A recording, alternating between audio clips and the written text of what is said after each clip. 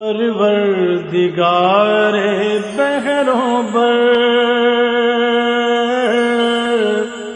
پروردگار بحروں بر۔ اعوذ باللہ من الشیطان الرجیم، بسم اللہ الرحمن الرحیم۔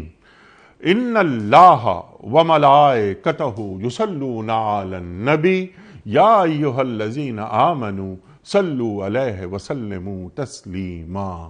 اللہم صل علی سیدنا و نبینا و شفیعنا و مولانا محمد وعلی آل محمد وبارک وسلم۔ محترم خواتین و حضرات، السلام علیکم۔ پیام صبح کے ساتھ ایک بار پھر حاضر میں ہوں، آپ کا میزبان انیق احمد۔ قرآن کریم کی مختلف آیات پر بات کرواتے ہیں، اپنے عہد کے جید علماء سے سیکھتے ہیں کہ قرآن کریم کی آیات ہم سے کیا مخاطبت فرما رہی ہیں، جوڑتے ہیں حالات حاضرہ سے، ٹو ڈوز کرنے کے کام کیا ہیں، آج یہ آیات ہم سے کیا تقاضے کرتی ہیں۔ خواتین و حضرات، یہ پیر، منگل، بدھ اور جمعرات 4 دن قرآن کریم کی مختلف آیات پر ہم بات کرواتے ہیں اپنے معزز علماء سے، اور جمعہ اور ہفتہ 2 دن سوال و جواب کے لیے ہوتے ہیں، آپ اور ہم جانتے ہیں۔ خواتین و حضرات، آج کی جو آیت ہے وہ سورہ بنی اسرائیل کی آیت نمبر 34 ہے، 34، ایک اخلاقی ہدایت، اور پیچھے سے بھی جو آیات آ رہی ہیں ان میں ہدایات دی جا رہی ہیں تسلسل کے ساتھ۔ 34 نمبر آیت میں 2 باتیں فرمائی جا رہی ہیں۔ ایک تو یہ کہ مال یتیم ایک امانت ہے، اس میں خیانت نہیں کرنا، تائیں کہ یتیم بلوغت تک نہ پہنچ جائے۔ مال یتیم، امانت، اس میں بڑھوتری کی کوشش کرنا کہ یہ یتیم کا مال بڑھتا رہے، اس میں گھٹاؤ نہیں ہونا چاہیے۔ خواتین و حضرات، یتیم کسے کہتے ہیں؟ یتیم کس عمر تک یتیم رہتا ہے؟ یعنی بلوغت تک، ذہنی بلوغت، جسمانی بلوغت، اس میں کوئی فرق ہے، یا نکاح تک؟ سوال رکھیں گے ہم۔ خواتین و حضرات، یتیم کے مال کی نگرانی کرنے کا کیا کوئی معاوضہ بھی لیا جا سکتا ہے؟ یہ بھی ایک ہم سوال رکھیں گے۔ اللہ تعالیٰ فرما رہا ہے دوسری بات یہ کہ وعدے کی پاسداری، یہ منافق کی جو نشانیاں ہیں ان میں سے ایک نشانی یہ ہے کہ وہ وعدہ خلافی کرتا ہے۔ ایفائے عہد کا تقاضا قرآن کریم کرتا ہے۔ اللہ تعالیٰ فرما رہا ہے کہ وَأَوْفُوا بِالْعَهْدِ إِنَّ الْعَهْدَ كَانَ مَسْئُولًا، عہد کی پاسداری کرو، روز حشر، قیامت کے دن تم سے باز پرس ہوگی تمہارے وعدوں کے تعلق سے۔ وعدے ہم کرتے ہیں، ایک بندہ بندے کے ساتھ کرتا ہے، تجارتی معاہدے ہوتے ہیں، اقوام کے معاہدے ہوتے ہیں، وغیرہ وغیرہ، اس پہ کچھ بات کروائیں گے۔ اچھا، ایک تو انسان کا ایک وعدہ، اب جو یوم الست کو وہ ہوا تھا اس پر بھی رکھیں گے کہ سب انسانوں نے وعدے کیے، ایک انسان کا وعدہ ہے اور ایک مومن کا وعدہ ہے، تو دونوں وعدوں میں کوئی فرق ہے؟ لا الہ الا اللہ محمد رسول اللہ بھی کوئی وعدہ ہے، کسی عہد کا نام ہے یا نہیں؟ اس ذیل میں بھی کچھ باتیں انشاءاللہ سیکھیں گے۔ آج کے ہمارے معزز مہمان محترم مولانا شجاع الدین شیخ صاحب۔ خواتین و حضرات، شیخ صاحب ہمارے ملک کا جانا مانا نام، بڑا محبوب اور مقبول نام۔ خواتین و حضرات، شیخ صاحب تشریف لاتے ہیں اور ہماری علمی کمی کو دور فرماتے ہیں۔ ہمیشہ ہم شیخ صاحب سے سیکھتے ہیں۔ محترم شیخ صاحب کو خوش آمدید کہتے ہوئے پروگرام کا آغاز اللہ تعالیٰ کے بابرکت نام سے، سورہ بنی اسرائیل اور آیت نمبر 34۔ اعوذ باللہ من الشیطان الرجیم، بسم اللہ الرحمن الرحیم۔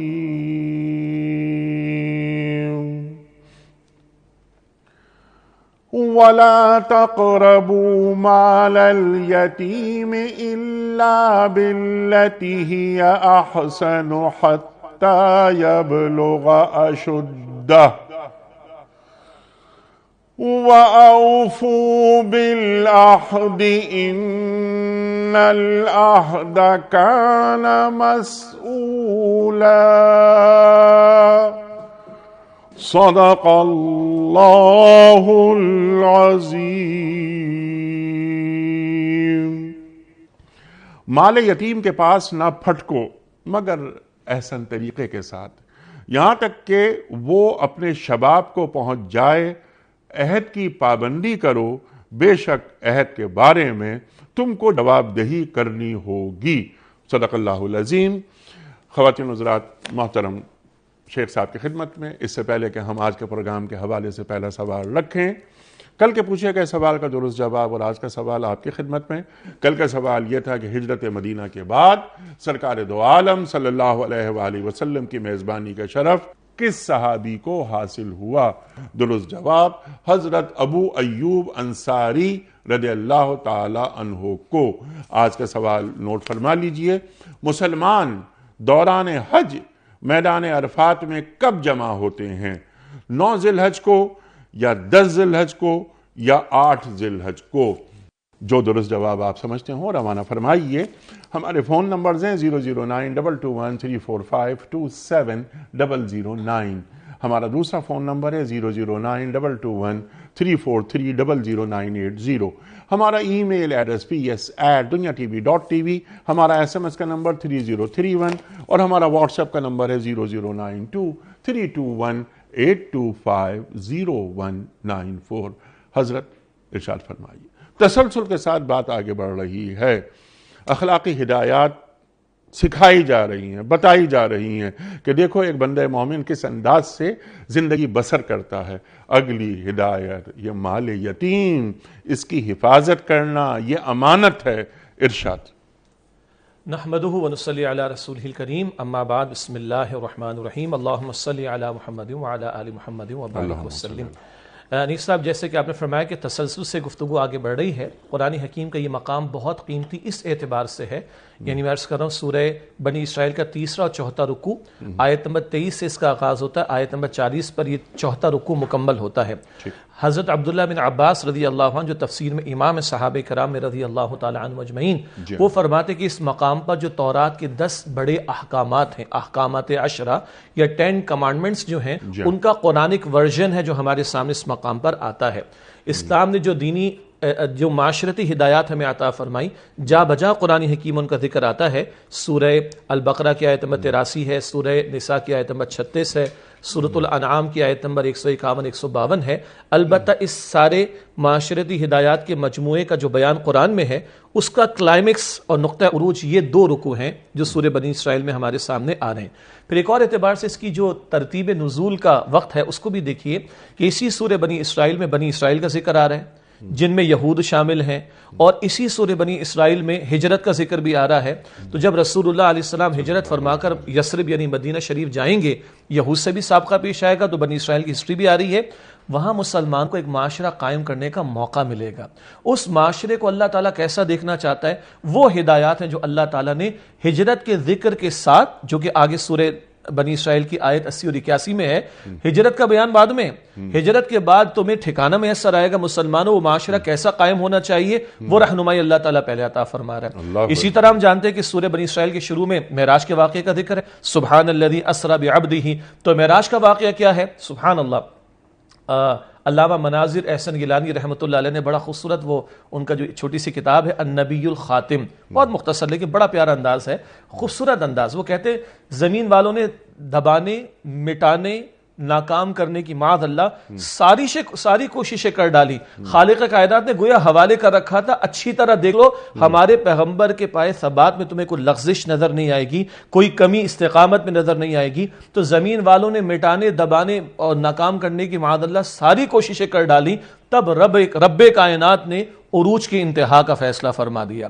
اور یہ معراج کا ایک عروج کا پہلو تو وہ ہے کہ جبرائیل بھی ایک مقام پر کہیں کہ اس سے آگے میں بڑھوں تو میرے بھی پر جل جائیں گے، پھر خالق ہے اور خالق کے بندے محمد مصطفیٰ ہیں صلی اللہ علیہ وسلم۔ اور اس معراج کے واقعے کے بعد یثرب کی کھڑکی کھلتی ہے اور پہلے 6 افراد آتے ہیں، پھر 12 افراد آتے ہیں، پھر مصعب بن عمیر رضی اللہ تعالیٰ عنہ کی دعوت کے نتیجے میں 75 افراد آتے ہیں۔ کوئی ایک بیس جو میسر آئے گا، وہاں کے لیے ہدایات ہیں جو اللہ تعالیٰ سورہ بنی اسرائیل میں عطا کرو۔ میں آپ کو مبارکباد پیش کروں کہ آپ تسلسل سے ان آیات کا بیان اس پیام صبح میں لے کر چل رہے ہیں۔ بہت قیمتی ہدایات، والدین کے تعلق سے گفتگو آ گئی، رشتہ داروں کے تعلق سے گفتگو آ گئی، فضول خرچی، تبذیر، اس سے بچنے کے تعلق سے گفتگو آ گئی، اپنے معاملات میں اعتدال کا رویہ اختیار کرو، لوگوں پر خرچ کرنے کی بات بھی آ گئی، اور حرمت جان کا ذکر بھی آ گیا، نہ کسی کو قتل نہ کرو، حرمت آبرو کا ذکر بھی آ گیا، زنا کی ممانعت کی بات آ گئی۔ اب بات آ رہی ہے حرمت مال کے اعتبار سے، اور اس کے ضمن میں خاص مال یتیم کا بیان آ رہا ہے۔ کیوں؟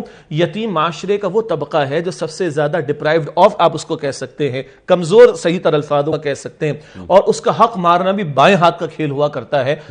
جیسے کہ عرب معاشرے میں یتیم بچیوں کے ساتھ ظلم ہوتا تھا، ان کا سرپرست نکاح کر لیا کرتا تھا، مہر بھی نہیں دیتا تھا اور مال بھی ہڑپ کر جایا کرتا تھا۔ تو قرآن حکیم میں سورۃ البقرہ میں ہدایات ہیں، سورہ نساء میں ہدایات ہیں، سورہ انعام میں ہدایات آتی، اس مقام پر بھی ہدایت آ رہی۔ تو حرمت جان کا ذکر بھی آ چکا، حرمت آبرو کا ذکر بھی آ چکا، اب حرمت مال کا بیان بھی ہے۔ اس سے پتہ چلا کہ اللہ کا دین وہ رہنمائی، وہ تعلیم، وہ احکام عطا کرتا ہے کہ this earth would be a better place to live, ہم کہہ سکتے ہیں۔ حالانکہ ہمارا اصل مقصود تو آخرت ہے، جنت ہے، وہاں کی سلامتی والی زندگی ہے، لیکن اللہ اس زمین پر بھی وہ احکام عطا کرتا ہے جو میری اور آپ کی انسانوں کی جان اور انسانوں کے مال اور انسانوں کی آبرو کی حفاظت کا باعث بنتا ہے۔ اب اسی ذیل میں تھوڑا اور کنفائنڈ کریں تو مال یتیم کی حفاظت کے تعلق سے ان لوگوں کے لیے رہنمائی جن کی سرپرستی میں کوئی یتیم بچہ یا بچی آ جائے، وہ خاندان کا کوئی بڑا، کوئی رشتہ دار بھی ہو سکتا ہے، ادروائز بھی کوئی معاملہ ہو سکتا ہے قرب و جوار کے اندر،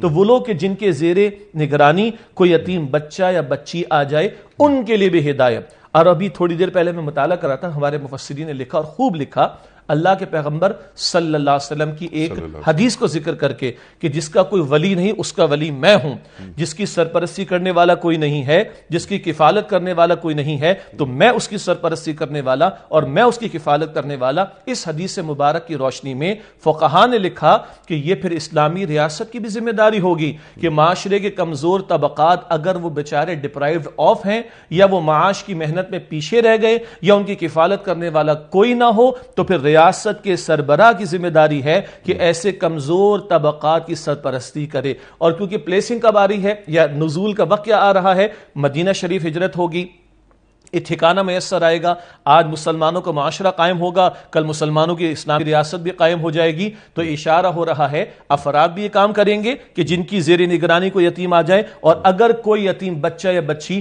کسی کی سرپرستی سے محروم رہ جاتا ہے تو ریاست کو ماں کا کردار ادا کرنا ہوگا اور ریاست کو اس بچے یا بچی کی کفالت کی ذمہ داری پوری کرنی ہوگی۔ تو گھرانوں سے لے کے ریاست کے سربراہ تک ہمارے فقہا نے ان احکامات کو یتیم کی سرپرستی کے حوالے سے بیان فرمایا۔ سبحان اللہ سبحان اللہ۔ یہ احکامات ہوئے یتیم کے مال کی حفاظت، امانت میں خیانت نہ ہو بلکہ مال میں اضافہ کرو وغیرہ وغیرہ۔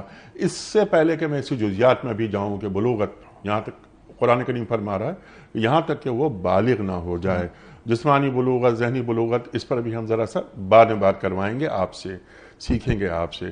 سوال میرا آپ کی خدمت میں سمپل سا یہ ہے کہ ایک یتیم کی کفالت کرنے والا، یتیم کے سر پر ہاتھ رکھنے والے کی جو اہمیت ہے، جو مقام ہے، اللہ کے رسول کیا فرما رہے ہیں صلی اللہ علیہ وآلہ وسلم؟ انیس صاحب صلی اللہ علیہ وآلہ وسلم، انیس صاحب سوچئے کہ جس کسی کو رسول اللہ کا پڑوس مل جائے، اللہ اکبر، ہاں، کسی اور ایک میڈیا کے پروگرام میں ایک اینکر نے بڑے دل سے ایک سوال کیا، بڑے دل سے سوال کیا تھا کہ شجاع بھائی کیا اچھا ہوتا کاش ہم رسول اللہ کے دور میں ہوتے صلی اللہ علیہ وسلم، ہمیں سے کس کی چاہت نہیں ہوگی؟ تو میں نے کہا بھائی بات یہ، اور دل میں اللہ ہی نے جواب ڈالا، ہم تو کسی کام کے نہیں، ناکارہ ہیں، تو اللہ نے دل میں یہ بات ڈالی کہ، اور سادہ سی بات ہے کہ ماضی میں جانا میرے بس میں نہیں ہے، یہ تو اللہ کا فیصلہ کس کو کب دنیا میں آنا تھا، ماضی میرے اختیار میں نہیں، حال میرے اختیار میں ہے اور مستقبل کو سنوارنا میرے اختیار میں ہے۔ میں اور آپ ہم میں سے کون نہیں چاہتے کہ رسول اللہ کا ساتھ اور پڑوس ہمیں ملے صلی اللہ علیہ وسلم؟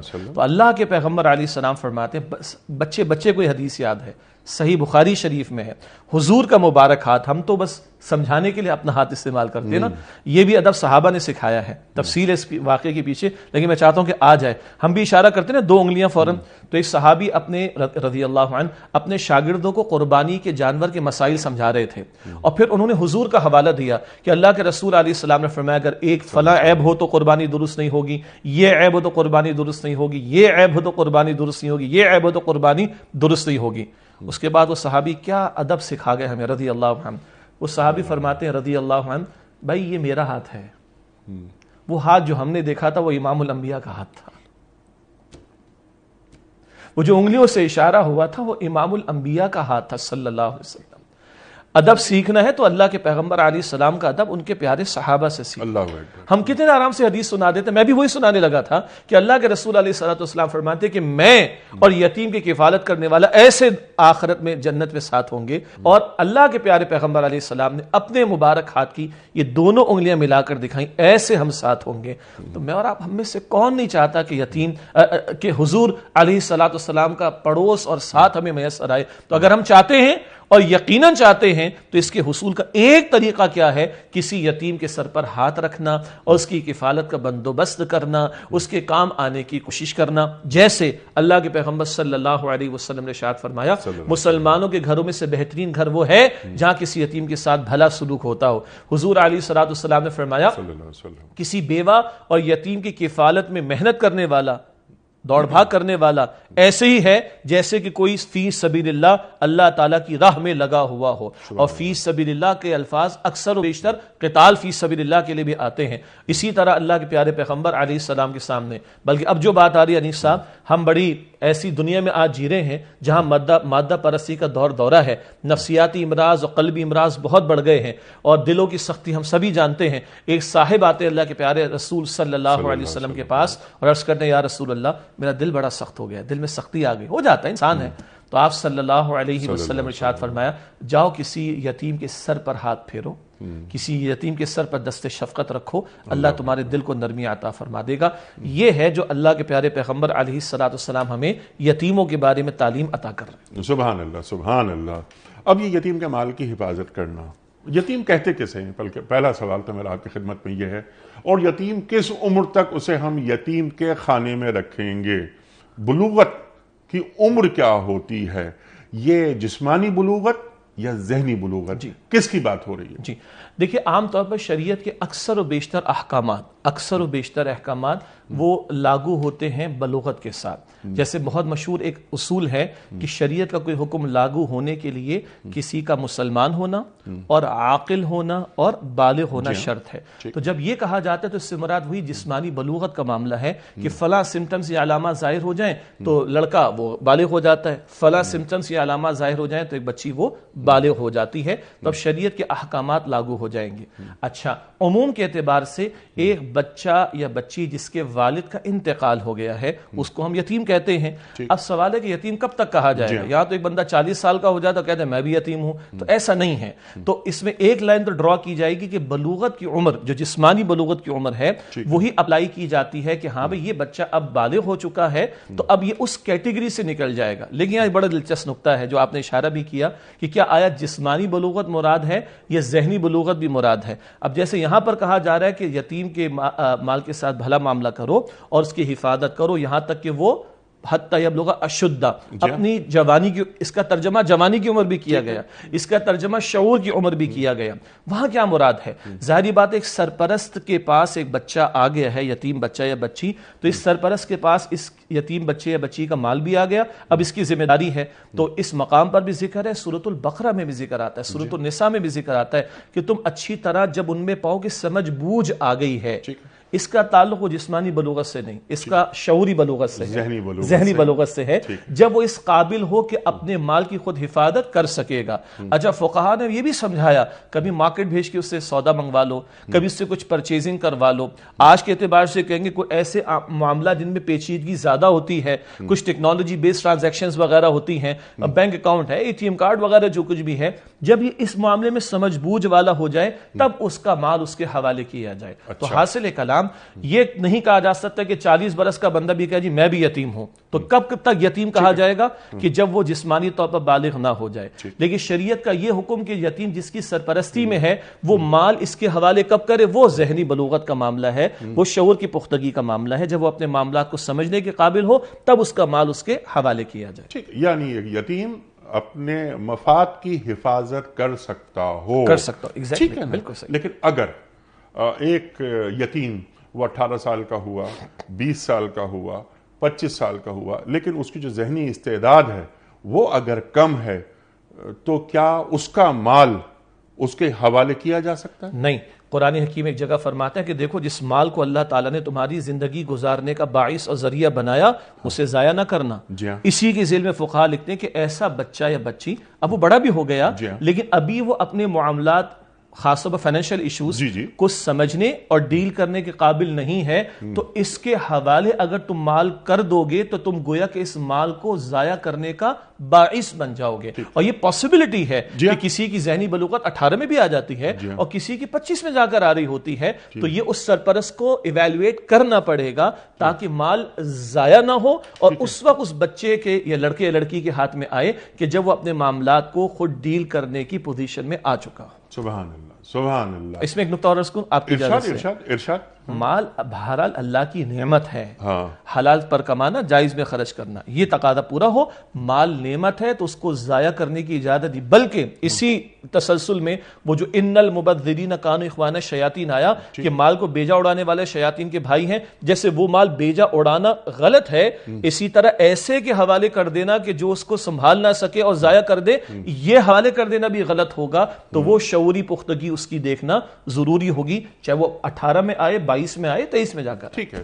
یہ یتیم بچہ یا یتیم بچی جب تک کہ اس میں ذہنی بلوغت نہ ہو، جسمانی بلوغت تو ہو گئی تو یہ مال اس کے حوالے نہیں کیا جائے گا. وہ اپنے مفادات کا کما حق ہو تحفظ نہیں کر سکتا. اب اس سلسلے میں جو بہت سے سوالات ہیں لیکن ایک سوال، کیونکہ اگلا حصہ جو اس آیت کا ہے اللہ اکبر بہت بڑا موضوع ہے، اس پر ہم آپ سے بات کروائیں گے. اب یہ ایک بچہ، یتیم بچہ، یہ بڑا ہو رہا ہے لیکن اس کے مال کی حفاظت کے لیے کوئی شخص اپنے آپ کو پیش کرتا ہے، تو کیا وہ شخص یتیم کے مال کی حفاظت کرنے کا معاوضہ لے سکتا ہے؟ جی قرآن دیکھیے میں نے عرض کیا نا کہ اندازہ کریں اس یتیم کے مسئلے کو اللہ نے ایک جگہ بیان نہیں کیا. جی اشارہ ہوا پہلے البقرہ میں بھی آیات ہیں، النساء میں بھی آیات ہیں جو کہ مدنی صورتیں ہیں، اور الانعام میں بھی آیات مکی صورت ہے، اور سورہ بنی اسرائیل میں پڑھ رہے ہیں یہ بھی مکی صورت ہے. گویا مکی دور میں بھی ہدایات آئی ہیں اور گریجولی آگے بڑھی، اور مدنی دور میں بھی ہدایات آئی. تو ایک مقام پر قرآن حکیم یہ ارشاد فرماتے ہیں کہ دیکھو جو تو غنی ہے یعنی مالدار ہے، صاحب وسعت ہے، جس کی زیر کفالت ایک یتیم بچہ آ گیا ہے، وہ تو اگر بچتا رہے تو بہت اچھی بات ہے. ٹھیک ہے. لیکن جو خود فقیر ہے اور اس پر ایک یتیم بچے کی سرپرستی کی ذمہ داری آ گئی ہے تو وہ اس یتیم بچے کے مال میں سے استفادہ کر سکتا ہے. دو باتیں ہو گئیں. غنی ہے تو بچے تو اچھی بات ہے، اس کو آخرت کا اجر بھی تو چاہیے، اور فقیر ہے تو بہر ایک مشقت تو جھیلنا ہے، اس نے محنت تو کرنی ہے، تو وہ بقدر ضرورت استفادہ کر سکتا ہے. پھر قرآن کیا کہتا ہے؟ اللہ تمہارے دلوں کا حال اچھی طرح جانتا ہے. سبحان اللہ. کون فسادی ہے جو ہڑپ کر رہا ہے کہ یہ بڑا نہ ہو جائے، جلدی اٹھاتا ہے مار، ٹھیک ہے، اللہ اسے بھی جانتا ہے. اور کون واقعتاً فقیر ہے کہ وہ افورڈ ہی نہیں کر سکتا اور وہ بقدر ضرورت استفادہ کرتا ہے کہ تاکہ یتیم بچہ بھی ساتھ رہے اور اس بچے کی بھی کفالت ہوتی رہے، تو کوئی حرج کی بات نہیں ہے. یہ اللہ تعالیٰ نے بندوں پر چھوڑا، اور جو اس میں گڑبڑ کرے گا اللہ اکبر کبیرہ. سخت ترین الفاظ ہیں سورہ نساء کی آیت نمبر 10 میں، بلکہ سورہ نساء کا پہلا رکوع اس میں عورتوں اور یتیموں کے بارے میں رہنمائی زیادہ ہے. سورۃ البقرہ کی آیت نمبر 10 میں ذکر آتا ہے ایک اپیلنگ انداز اور ایک جلالی انداز ہے اللہ کا. جلالی انداز کیا ہے؟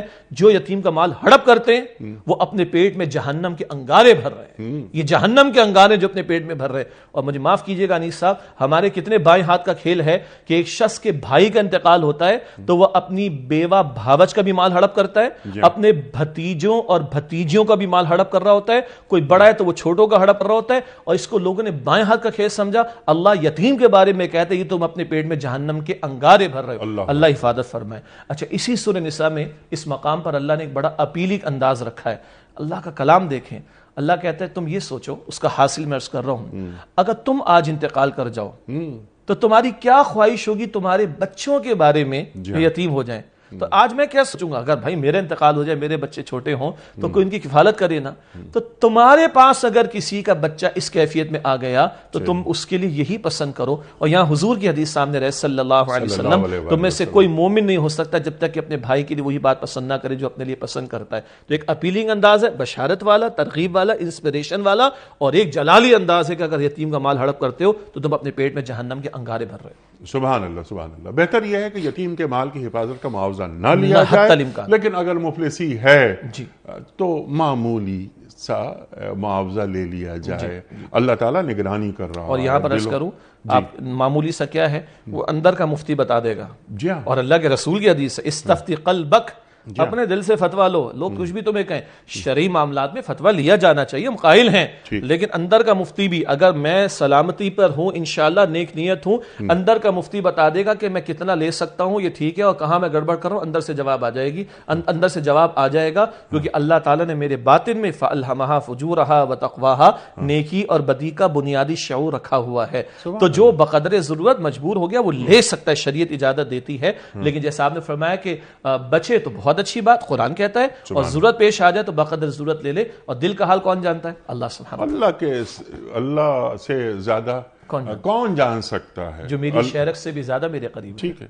ایک بات تو یہ، دوسری بات ہے کہ جس کی تخلیق ہے انسان اللہ ہی، یعنی خالق ہی نہیں جانے گا تو کون جانے گا. جی یہ سورہ ملک کی آیت کی آپ نے ترجمانی کی نا، الا یعلم من خلق، کیا وہی نہ جانے گا کہ جس نے پیدا فرمایا. سبحان اللہ سبحان اللہ.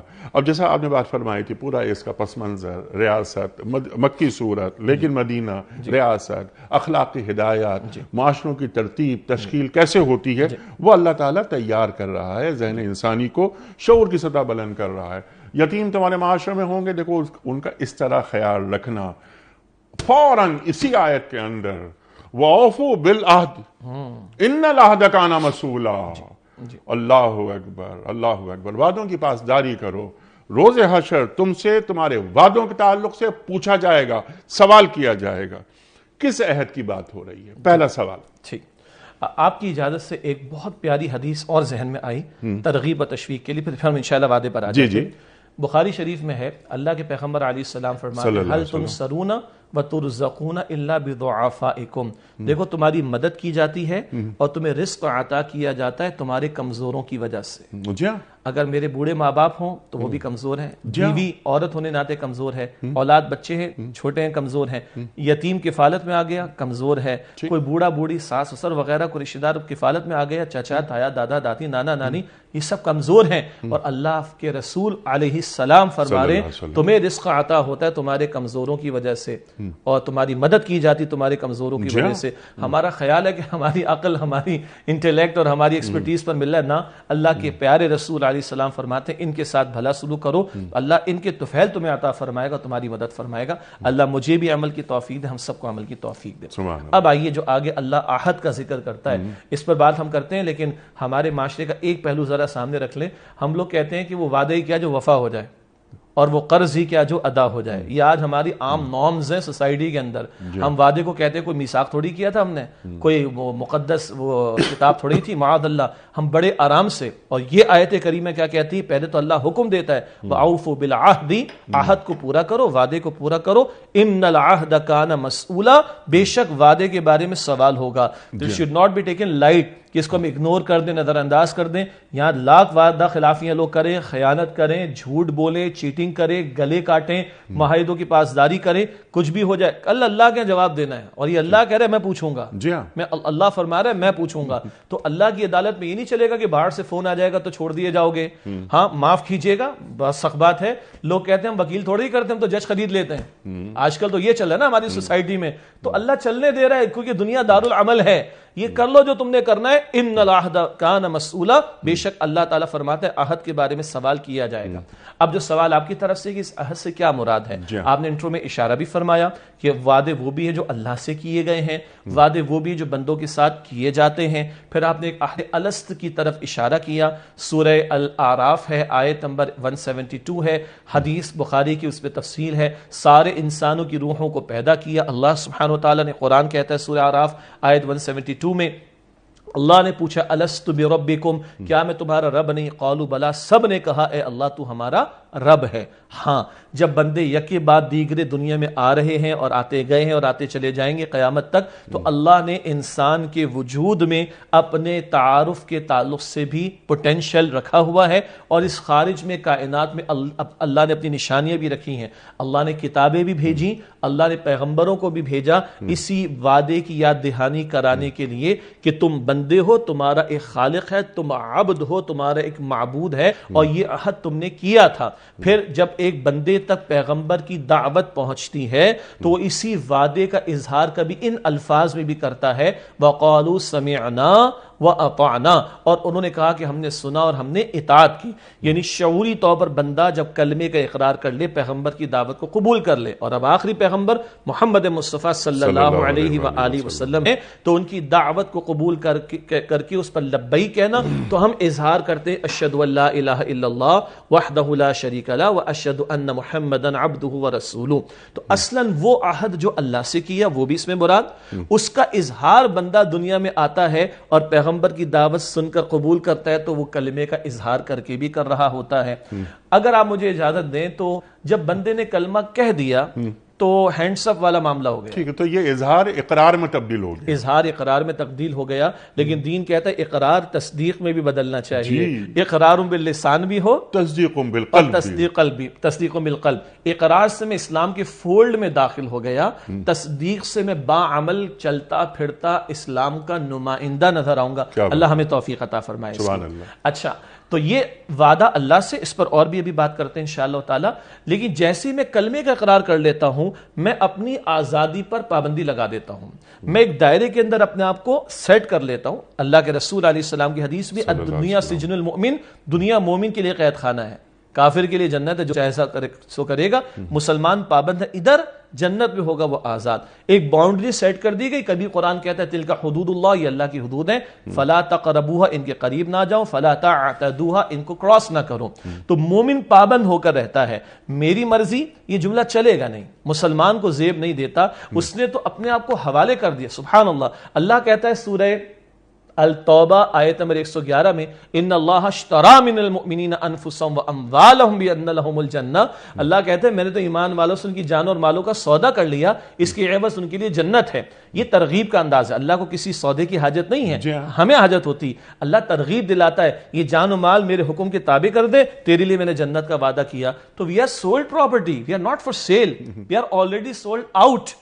تو ہماری مرضی تو ہوگی ختم جس دن میں نے اور آپ نے کلمے کا اقرار کر لیا. ہاں، وہ اتنا پیارا رب ہے کہ وہ ہر جگہ ریڈ سگنل نہیں لگاتا. کچھ جگہ اس سے کہہ دیا کہ دیکھو یہ تمہارے لیے حرام ہے، کچھ جگہ اس کے پیغمبر نے فرما دیا علیہ السلام یہ تمہارے لیے حرام ہے، یہ فلاں مشروبات حرام، باقی جو جاؤ پی لو. یہ فلاں خواتین محرم ہیں، ان سے نکاح نہیں کر سکتے، باقی جس سے چاہو. اور یہ سب چیزیں تمہارے فائدے کے لیے، تمہارے فائدے کے لیے. کیونکہ ابھی جو آپ تھوڑی دیر پہلے ارشاد فرما رہے تھے، خالق ہی نہ جانے گا کہ مخلوق کا فائدہ کس چیز میں. تو یہ تو ہوا پوری زندگی کا معاملہ. اس میں اور تفصیل بھی آ سکتی ہے، لیکن اگلی بات کو بھی جوڑ دیں. تو ایک وعدہ وہ جو اللہ سے ہمارا ہے، جو پوری زندگی پر بھاری ہے، اور ایک وعدے وہ ہیں جو ہم بندوں سے کرتے ہیں.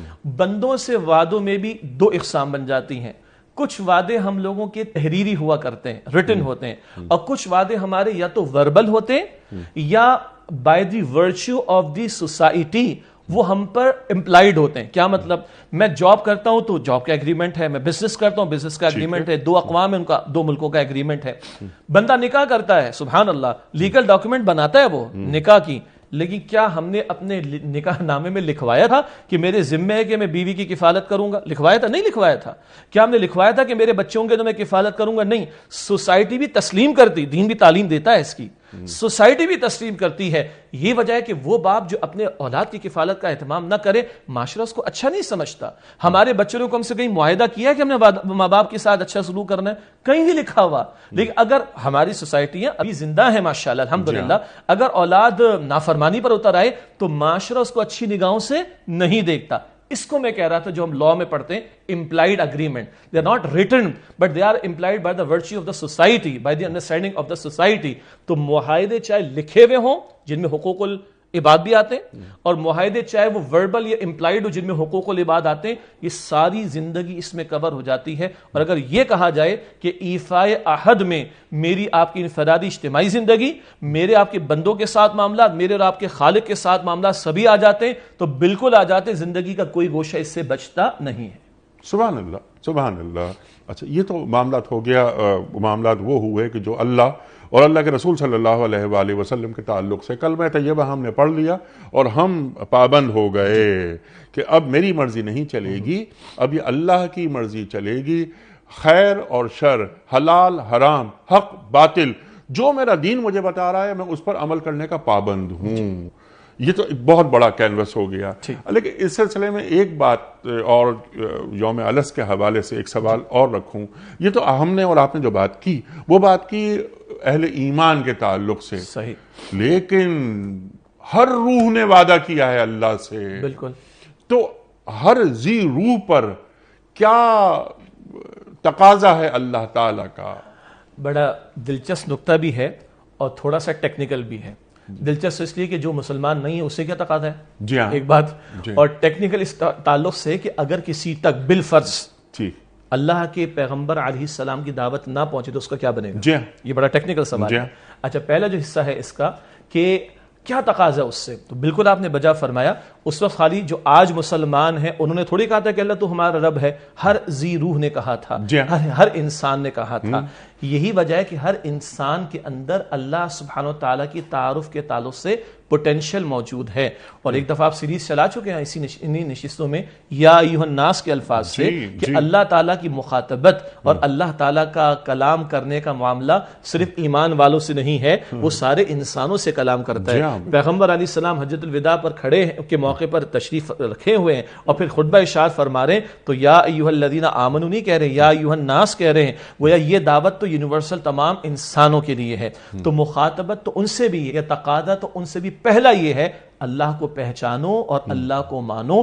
اللہ کا تعارف تمہارے لیے کوئی نئی شے نہیں ہے. تمہاری فطرت میں تمہارے سامنے ایک اسمارٹ فون رکھا ہو, میرے سامنے ایک کیمرہ موجود ہے, ناظرین دیکھ رہے ہیں ان کے سامنے ایک اسکرین موجود ہے.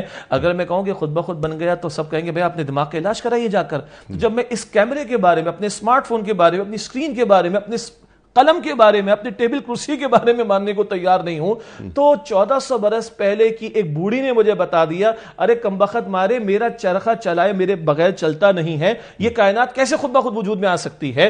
بکریوں کی مینگنیاں دیکھ کر ایک بدو کہتا ہے کہ ارے بکریوں کی مینگنیاں بتا رہی کہ بکری یہاں سے گزری ہے, تو یہ زمین و آسمان یہ پہاڑ بتا رہے کہ کوئی اس کا بنانے والا ہے. اس وقت کے بدو کو بھی سمجھ میں آتا تھا. آج کا جو سائنٹیفک مائنڈ رکھنے والا ہوگا, جو اگر بگ بینگ کے کانسیپٹ تک پہنچ چکا ہے اور جو ایکسپینڈنگ یونیورس کو کسی درجے میں جان چکا ہے اور کائنات کو تھوڑا بہت ایکسپلور کر رہا ہے, تو بڑے سے بڑا انٹلیکچوئل بھی اب یہی کہہ رہا ہے کہ بھائی اٹس ناٹ اے جوک, یہ جو سائنٹیفک ڈیزائن اس پرفیکٹ ڈیزائن اس کائنات کے اندر ہے, اٹس ناٹ اے جوک کہ یہ آٹومیشن کے اوپر ہو, یہ آٹومیٹکلی وجود میں آ گیا ہو. تو جو ابھی غیر مسلم جسم کہنے تھوڑی دیر کے لیے, اس سے پہلا تقاضا ہے کہ تیری فطرت میں خالق کائنات کا تعارف موجود ہے, اس کو پہچان. اس کو پہچان کر جب اس کو مانے گا تو پھر اس کی ماننے کا تقاضا سامنے آئے گا. یا ایھا الناس سے دعوت ہے, اس کو دعوت ہے, جب مانے گا تو اب یا ایھا الذین آمنوا ہوگا, اب تجھے یہ کرنا ہے اور تجھے یہ نہیں کرنا. سبحان اللہ. مطلب یا ایھا الناس کو اور یا بنی آدم کو یا ایھا الذین آمنوا میں تبدیل کرنا ہے. ایک بات یہ آپ نے غیر مسلم کا لفظ استعمال کیا, اگر اس کو ہم کہیں کہ امت دعوت, جی بالکل, یہ بات بھی بالکل صحیح ہے کہ امت کے دو حصے, ایک ہے امت دعوت اور ایک امت اجابت. اجابت جواب سے ہے. ہم اور آپ وہ خوش نصیب الحمدللہ جنہیں ماں کی گود میں کلمے کی بات مل گئی کہ جو محمد مصطفیٰ صلی اللہ علیہ وسلم کی دعوت قبول کر چکے, ہم امت اجابت ہیں. جن تک نہیں پہنچا وہ امت دعوت ہیں. اور آپ کے اس سوال کے تناظر میں اور آج کی اس گفتگو کے تناظر میں ایک بات میں اور بھی رکھ دوں, ہم لوگوں کی زیادہ پریشانی یہ ہوتی کہ فلاں جارج, فلاں ڈیوڈ, فلاں مائیکل, فلاں وہ افریقہ کے کونے میں, فلاں وہ امریکہ کے کونے میں, اگر اس تک پیغام نہیں پہنچا تو اس کا کیا بنے گا؟ دس از ناٹ فار می. یہ سوال میرے لیے زیادہ امپورٹنٹ نہیں ہے کہ اس تک نہیں پہنچا تو اس کا کیا بنے گا. زیادہ امپورٹنٹ سوال یہ ہے کہ مجھے پتا ہے کہ حق یہ ہے اور میں نے اگر نہیں پہنچایا تو میرا کیا بنے گا. اللہ تعالیٰ سبحان اللہ, اللہ کسی کے ساتھ بے انصافی تو نہیں کرے گا نا. اللہ کو معلوم ہے کس کو میں نے کتنا پوٹینشیل دیا, کس کو میں نے کتنے فیوریبل حالات عطا کیے. آئی ریپیٹ اگین, جن تک نہیں پہنچا ان کا کیا بنے گا یہ امپورٹنٹ نہیں ہے مسلمان کے لیے. میرے لیے امپورٹنٹ یہ کہ میں خاتم النبیین محمد مصطفیٰ صلی اللہ علیہ وسلم کا ماننے والا ہوں اور امتی ہوں جو ختم نبوت پر عقیدہ اور ایمان رکھتا ہوں. میرا فرض ہے کہ ان لوگوں تک بھی پہنچاؤں جن تک نہیں پہنچا. اللہ اس بارے میں مجھ سے پوچھے گا, اس کے بارے میں نہیں پوچھے گا. سبحان اللہ, سبحان اللہ. اور جو آج کا جو غیر مسلم جو آپ نے بات فرمائی, وہ بھی सरकार दो आलम सल्लल्लाहु अलैहि वआलिहि वसल्लम का उम्मती है जी, सुभान लेकिन अल्लाह। वो उम्मत दावत में उम्मत है। दावत में हम उम्मत इजाबत में है। तो पैगाम को पहुंचा दिया जाए, बाकी हिदायत देना ना देना वो अल्लाह की जिम्मेदारी।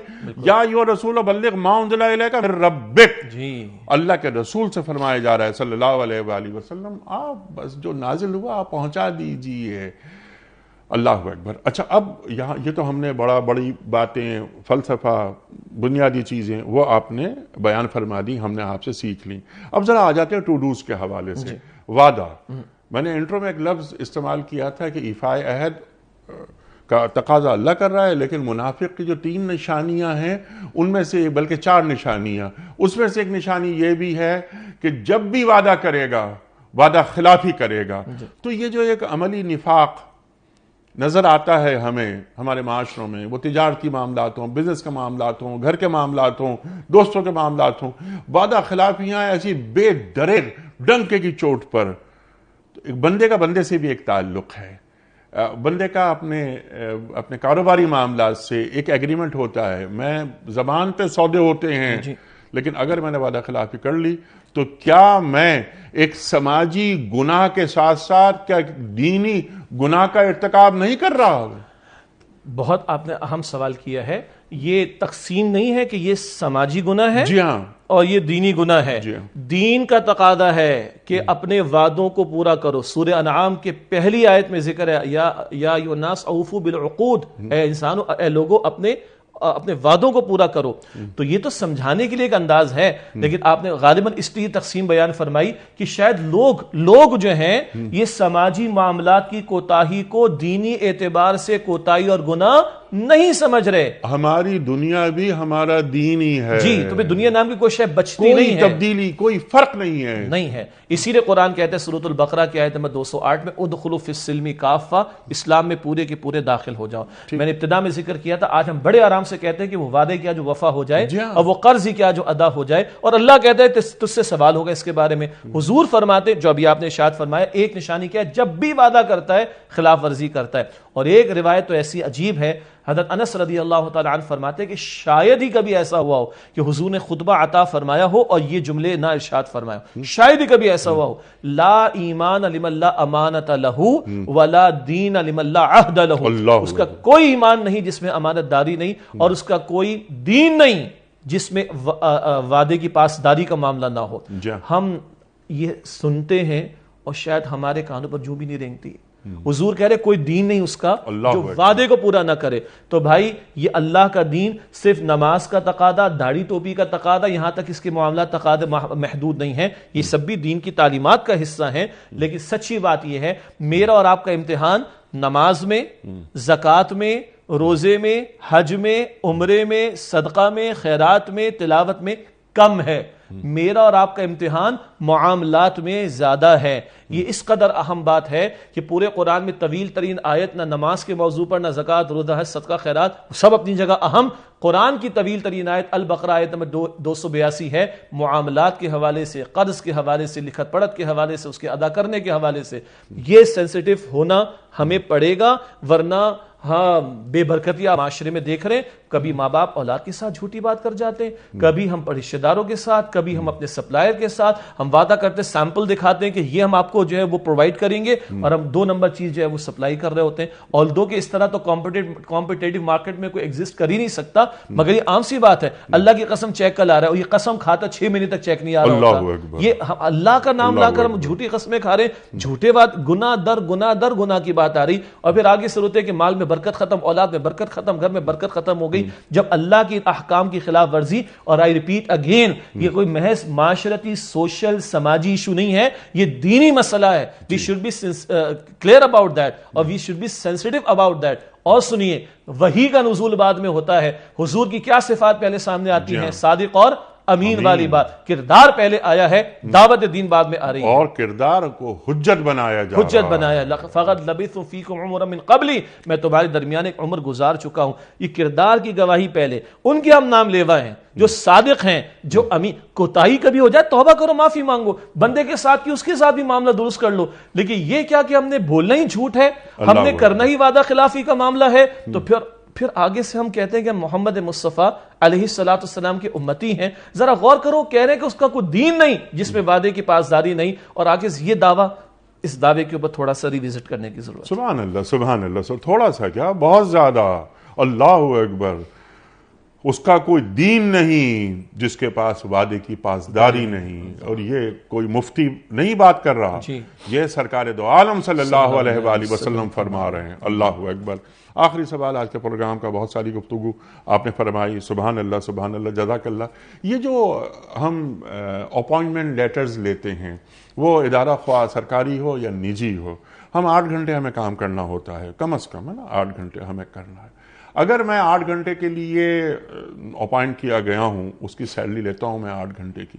اگر میں 6 گھنٹے کے لیے دفتر جا رہا ہوں, یا 9 بجے پہنچنا ہے مجھے آفس, سرکاری دفتر ہے, لوگ انتظار کر رہے ہیں, لیکن میں پہنچ رہا ہوں 11 بجے, چائے منگائی, اخبار پڑھا, ٹیلی فون کالز کی, وہی بہترین وقت ہے فون پہ بات کرنے کا, جلدی اٹھ گئے, نکل گئے, تو کیا یہ وعدہ خلافی نہیں ہے؟ کیوں نہیں ہے؟ اور کیا یہ حرام نہیں ہے؟ کیوں نہیں ہے؟ پہلے تو یہ جواب ہے اس کا. جی ہاں. دوسری بات ہے کہ درمیان میں بات آئی تھی نا, اپنے دل سے فتویٰ لو. جی. ان حضرت جو بھی ہیں ایکس وائی زی, ان سے پوچھیں کہ تمہارا اپنا کاروبار ہوتا مثال, جی جی, اور تم اپنی باس کی اپنی سیٹ پہ ہوتے, تم باس ہوتے, اور تمہارا امپلائی 10-11 بجے آ رہا ہوتا, اور وہ آفس کی لائٹ کو, آفس کے انٹرنیٹ کو, آفس کے گیجٹس کو, آفس کی ساری پراپرٹی کو, آفس کے سارے ایسٹس کو اپنے ذاتی استعمال میں استعمال کر رہا ہوتا, تمہیں اچھا لگتا؟ کیا جواب آئے گا؟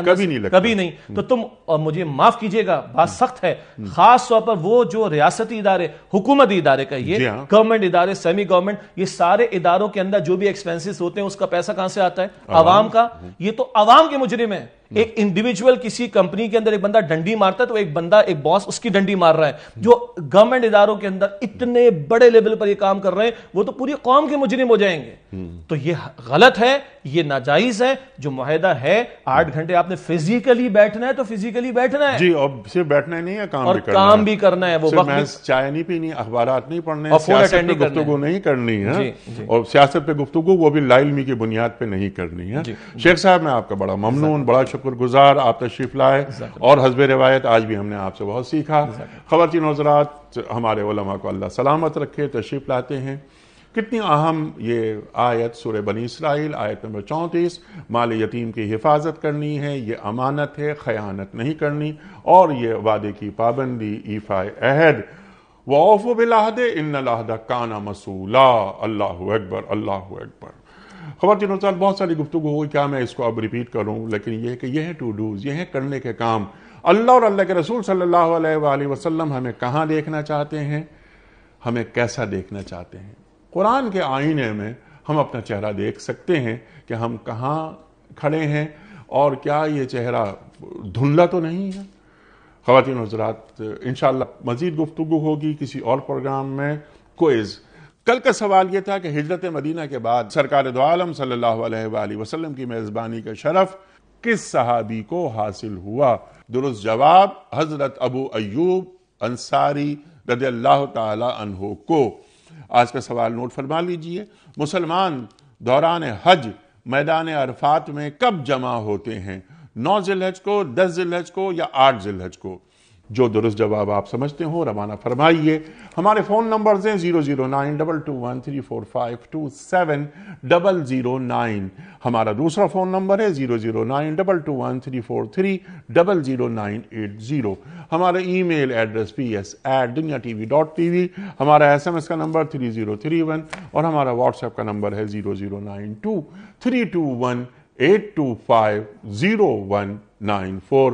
حضرت, ایک پرچی نکال کر اعلان فرما دیجئے, آج کے ونر کون ہیں؟ ڈاکٹر محمد عرفان صاحب ہیں اسلام آباد سے.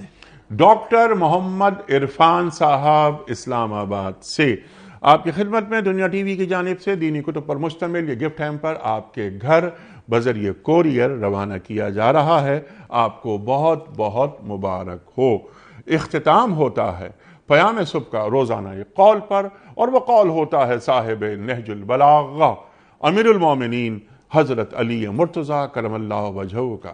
آپ فرماتے ہیں کہ مصیبت کا مقابلہ صبر سے کرو, اور نعمتوں کی حفاظت شکر سے. مصیبت کا مقابلہ صبر سے کرو, اور نعمتوں کی حفاظت شکر سے. سبحان اللہ سبحان اللہ. اپنے میزبان انیق احمد کو کل تک کے لیے اجازت دیجیے. خدا حافظ. پروردگار